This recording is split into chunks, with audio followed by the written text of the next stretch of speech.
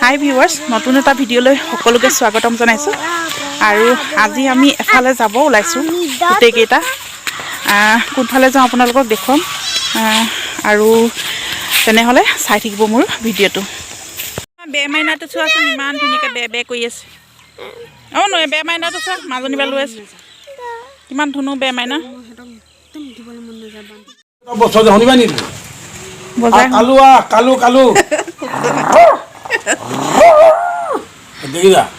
কিমান ধুনীয়াকৈ দগী মাত উলি আছে, দেখিছা নাই তুমি? আৰু এটা শুনিবা নি পোৱালি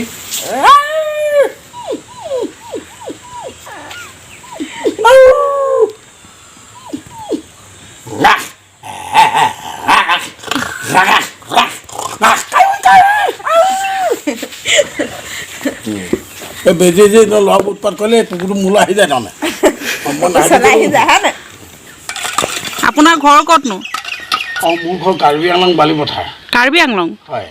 অঁ, ইয়াত মানে মই এনেই আছোঁ, এই ভাওনা তিনিখনত যায় এই ভকত গাঁও। অঁ অঁ, সেইটো কাৰণে মানে ইয়ালৈ আহিলোঁ। আৰু সেই মোৰ ইয়াত বন্ধু এজন আছে, উপেন দাস বুলি কয়, তেওঁ বিহুখনলৈ ৰাখিলে। গতিকে এতিয়া বিহু চিহু খাই মেলি লাগে ভাওনা চাব যামগৈ ঘৰলৈ। মোৰ মা দেউতা নাই, মা সৰুতে ঢুকালে। দেউতা আজি 30 বছৰ হ'ল। তাৰপৰা মাহীমা আছিলে, মাহীমাই চকুটো চিৰদিনৰ কাৰণে অন্ধকাৰ বনাই দিলে আৰু। অঁ, আপোনাৰ জন্মগত নহয় তাৰমানে ন? হয়। অঁ,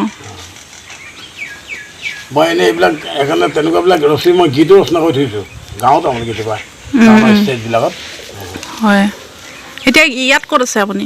ইয়াত মই সিহঁতৰ ঘৰতে আছোঁ। এই মাতি আনিলেগৈ, মই বাঁহী কেইটামান নিবলৈ আহিছিলোঁ। অঁ অঁ, বিৰাট ধুনীয়া লাগিছে। বাঁহী মাত ধুনীয়া, বাহিৰলৈ ওলাই আহিছোঁ আমি, ভিতৰত বহি আছিলোঁ। ভিউৱাৰ্ছ চাওকচোন, এজন অন্ধ লোকে কেনেকৈ তেওঁৰ জীৱন অতিবাহিত কৰিছে।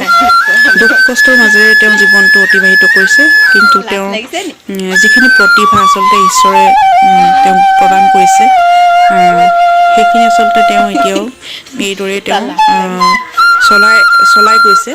আৰু খুব সুন্দৰকৈ তেওঁ এইদৰে বাঁহী বাদন কৰে, সকলো ঠাইতে কৰে, মানে যিকোনো অনুষ্ঠান প্ৰতিষ্ঠানত কৰে। গতিকে চাওকচোন, অকণমান মই ভিডিঅ' কৰি ৰাখিলোঁ।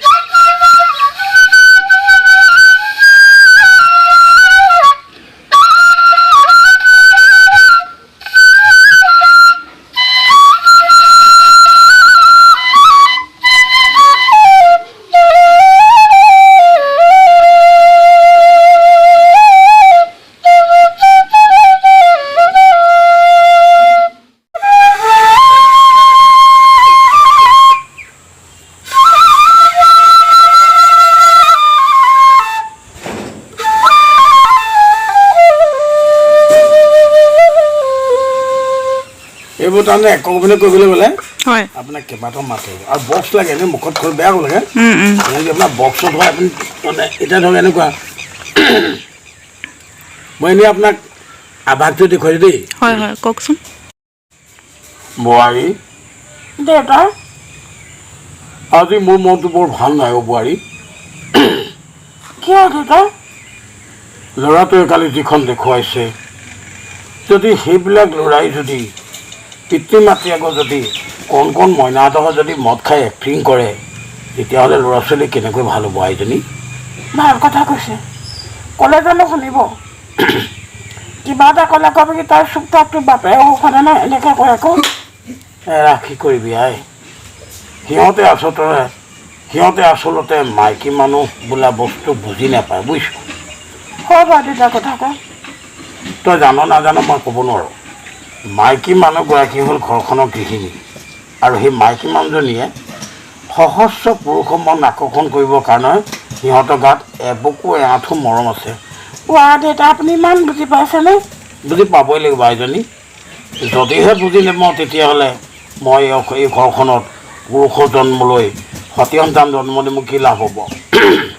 আজিলৈকে মাৰৰ খোজচোন বাৰু কিবা এটা কোনোবা দিনা এথাপৰ মাৰিছোনে না এষাৰ টান কথা কৈছোঁ? নকয় এইটো এতিয়া শাহু এটা ভাগ্যতে পাইছোঁ। মা মই সঁচাকৈ ভবা নাছিলোঁ দেউতা যি ইমান জানে।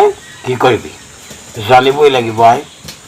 যদি সদায় মানুহ ঈশ্বৰমুখী হয় তেতিয়া হয়তো হেৰুৱাই যোৱা জ্ঞানবোৰ আকৌ পুনৰ ঘূৰি আহে।